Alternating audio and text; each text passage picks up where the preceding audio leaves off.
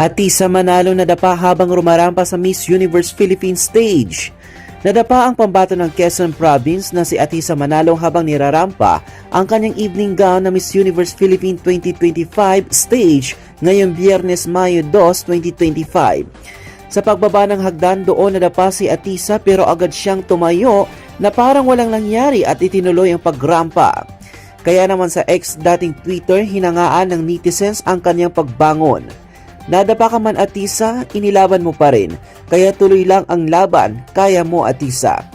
Nadapa man pero sobrang ganda pa rin. Sobrang Diyosa mo Atisa. Atisa fell but she was still all smile in the floor fixing her gown and sandals. This just prove how relaxed and confident she is na kahit nadapa siya, kaya niya pa rin bumangon at lumaban. Samantala, habang isinusulat ito, pasok sa top 6 si Atisa. Kabilang din sa top 6 ay ang mga pambato ng Sultan Kudarat, Sinoloan, Laguna, Muntinlupa, Taguig at Cebu City.